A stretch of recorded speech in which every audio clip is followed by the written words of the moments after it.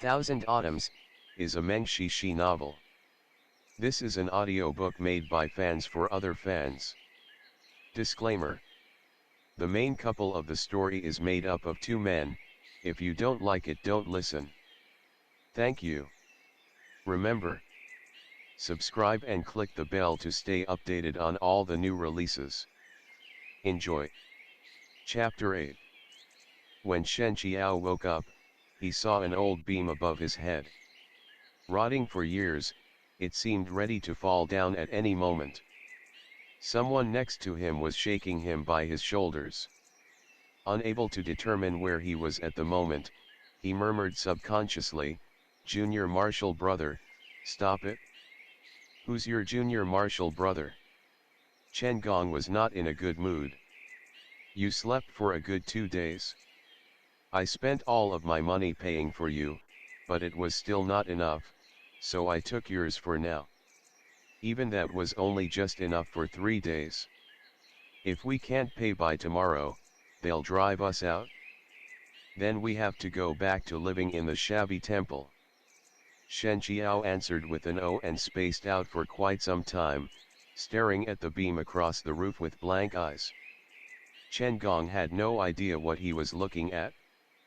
It irked him to see Shen Chiao acting in such a way, as if nothing in this world concerned him. He could not help but to give Shen Chiao's shoulder another push. "Say something at least. Stop staring. We are now staying in an inn. I was afraid that they'd come back for revenge, so I moved you out of that shabby temple. I even invited a doctor for you. The doctor said that your chi was, stag something, and there was some kind of coldness inside your body, a very difficult situation anyway, and wrote a lot of prescriptions. I even spent all of my money on them." Shen Chiao composed himself and replied, "Tell him to stop prescribing medicine. They are useless. It's my body, so I know, it's not something that can be cured in such a short time. What's the use of saying that now? I already brought the medicine back. Do you think it'd be possible to return it? Oh, then forget about it." Chen Gong switched to a half-squatting position, bringing himself to Shen Chiao's eye level. "Hey. Since your skills are so good, how about we go perform martial arts on the streets for a living? Or we might as well join the Six Harmonies Association. There is a sub-hall of their sect right here in this district. With your martial arts skills, there's no doubt you'll find a good position. You can bring me in together with you at that time." Shen Chiao asked, "What is the Six Harmonies Association?" Meeting Shen Chiao's vacant and innocent eyes, Chen Gong had no choice but to hold back his temper and explain patiently, "It's a sect that does business on both land and water. Their main business on land is the convoying of goods. I've heard that they gather information for others as well. In short. Anyway, it's this big sect that's really amazing. I got to know about this only because I happened to hear other people talking about it. What do you think? Let's go join the Six Harmonies Association. Then you won't have to go fortune-telling every day, and I won't need to carry rice sacks either." By the end of his explanation, he had already grown excited. Shen Chiao shook his head. "I have told you before that I can't remember much. That move last night was nothing more than a flash of intuition. Not to mention that my eyes are bad. What job can I get even if I go? It would be better to stay quiet and continue to make money here." This sentence was like a bucket of cold water dumped on Chen Gong. Even his smile was completely washed away. Although Shen Chiao was unable to see clearly, he could still sense the boy's dismay. "You are still young. Don't dwell on how to accomplish things with just one move. We are not people in the pugilistic world. Hastily joining a martial sect like this without knowing its rules and customs, don't you find it inappropriate?" Chen Gong was very unhappy. I don't know what is inappropriate. I only know that the money I make from carrying rice sacks every day is not enough to even pay for our rent. Filling the prescription costs money. Food also costs money. Sure. You are the noble and virtuous one. But will money just come to us out of nowhere? It's not like I steal or rob. Don't make it sound like I have nothing else to do besides dreaming about money falling on my head every day. Hey. Hey. What's wrong? Don't freak me out. All I did was to chide you a little. Holding his head with both hands, Shen Qiao waited till the burst of pain had passed before he slowly said, I won't go to the Six Harmonies Association. I'm going to Mount Suandu. Chen Gong asked curiously, Mount Suandu? Where is that? Having grown up in the Funing district without ever receiving an education, his knowledge was quite limited. The reason that he had heard of the Six Harmonies Association was that it had a sub-hall right in this district. As for the other sects, he knew little of them. For him, the pugilistic world was just too far out of reach. Shen Chiao shook his head without a word and started spacing out again. Chen Gong complained snappishly, Hey! Say something at least. I used my own money for the doctor and your medicine. Don't tell me that you're not going to pay me back. Shen Qiao assured, I will set up a fortune-telling stall in the next few days just like before. It won't take long before I can pay you back. Seeing that he had zero interest in turning to the Six Harmonies Association, Chen Gong could not help but to feel dispirited. Having nothing but the little strength he gained from carrying rice sacks, who would even spare him a glance without Shen Qiao? What kind of place is Mount Xuandu? A mountain. He was so pissed off that he almost thought that Shen Qiao would be the death of him. Bullshit. Of course I know it's a mountain. I'm asking you why you would want to go there. I don't know either. Someone said that I came from there, so I want to go back to see. Where is that mountain? Near the tri-border between Qi, Zhou, and Chen. Chen Gong was shocked. That far? Then how did you end up here, all the way from there?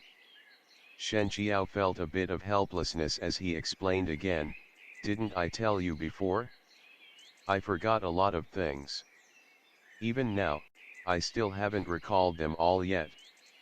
If I knew the reason, why would I still say something like going back to check? Chen Gong thought for a moment and suggested, how about this? I'll go together with you.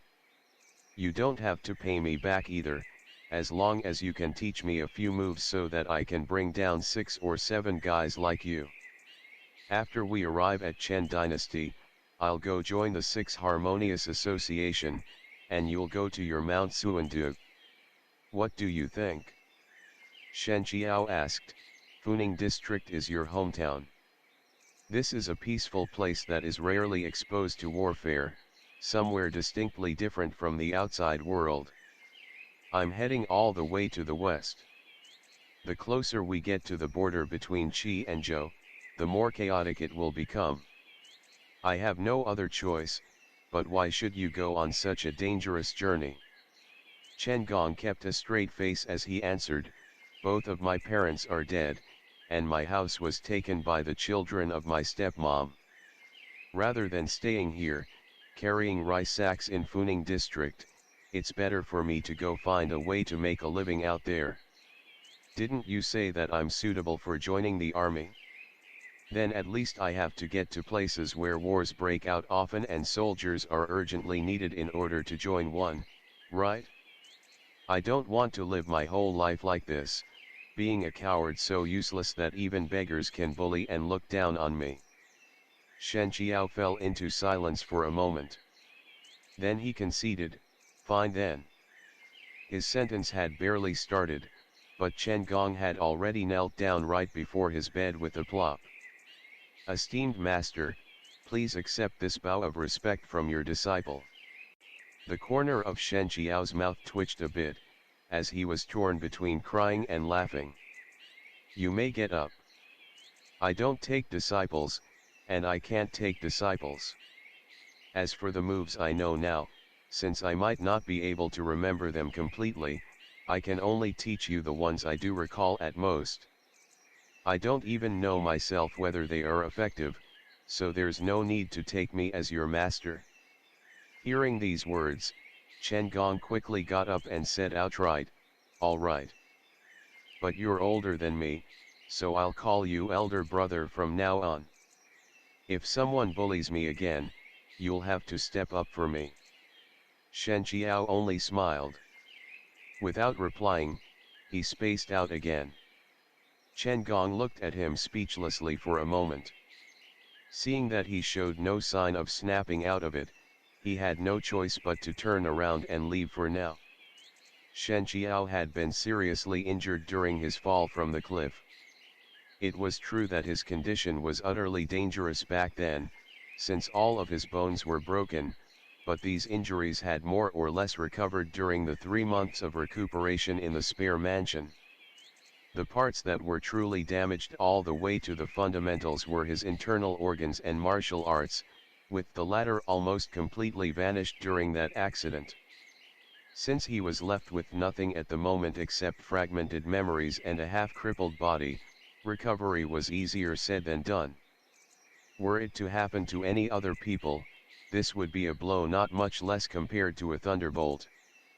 However, during the time when Shen Chiao and Chen Gong stayed together, Chen Gong was the one actually getting mad most of the time. The two of them did not go back to the shabby temple. Instead, they bargained with the innkeeper for a good price and rented straight for a month. During the month, Shen Chiao continued his fortune-telling in front of Duke Zhang Temple. Chen Gong carried on with his temporary job of carrying rice sacks, while at night he would study martial arts under Shen Qiao. His foundation and aptitude were good, so after a month, his moves actually resembled those of a real martial artist.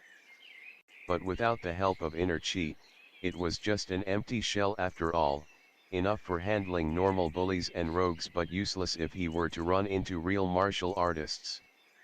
When the month ended, Shen Chiao and Chen Gong left Funing district and set out on a journey to the west.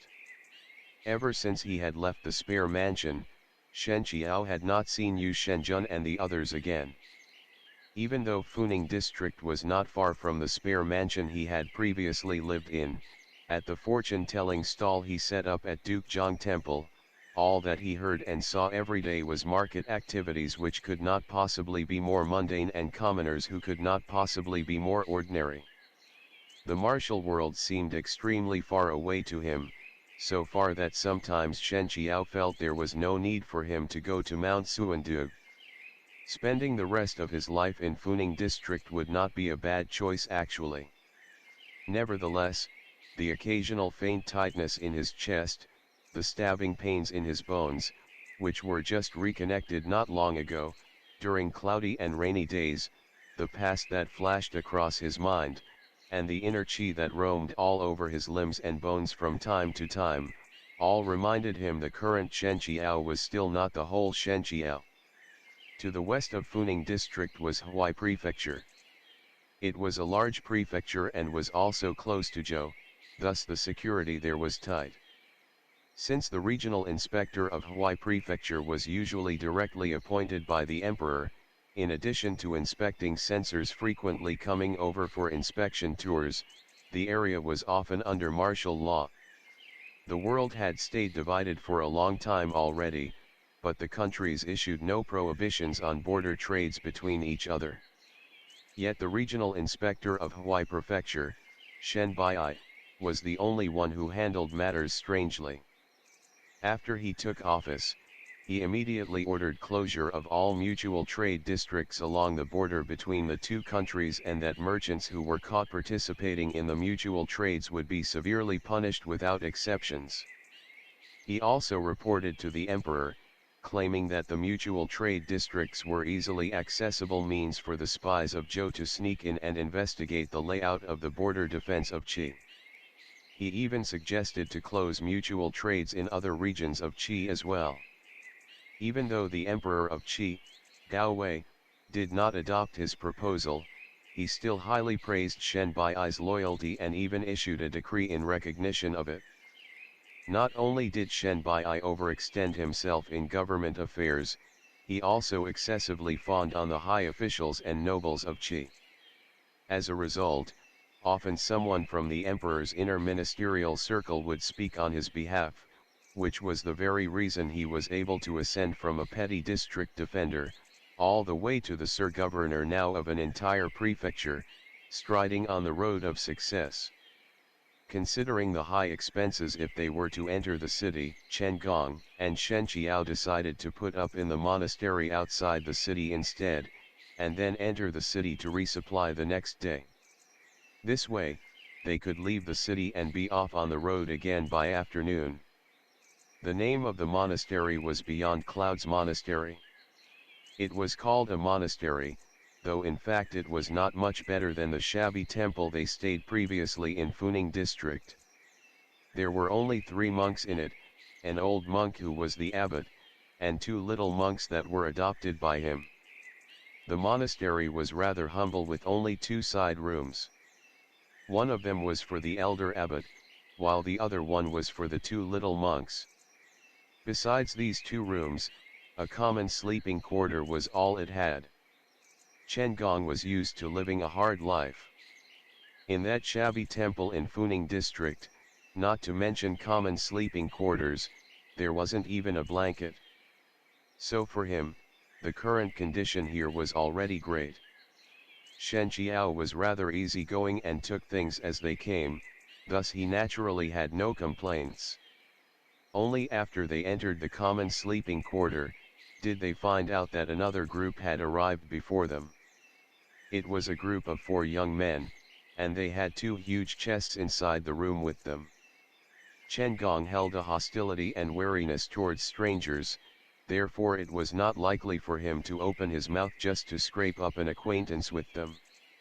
Shen Qiao's eyes were not good, even if he wanted to greet them, he could barely see clearly what they looked like.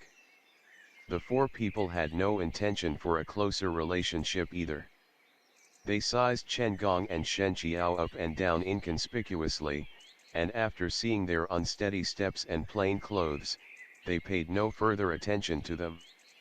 Not long after, the 2 little monks came over, carrying their beddings in their hands. With 2 additional people, the common sleeping quarter that was not very big in the first place, appeared even more crowded. Displeased from deep down, Chen Gong was unable to hold back his mutterings, 6 people is already a lot, yet now there are 2 more. The little monk heard it and whispered to him, "Benefactor, there was a young lady among the benefactors over there. Since it would be inconvenient for her to rest in the same room with us, we left the side room to her. After all, to help others is to help oneself." Women would certainly stay separate by themselves, so Chen Gong could not say anything else in spite of him not feeling happy about it. By then, he noticed that those 4 people all carried weapons on them, he dared open his mouth even less. However, as he stole a glance from the corner of his eye, he seemed to have discovered something all of a sudden and was incessantly excited. Taking the opportunity when leaving for dinner, he pulled Shen Qiao closer and whispered, "Did you see? Those guys are from the 6 Harmonious Association. I saw the symbol of the association on their clothes and those chests.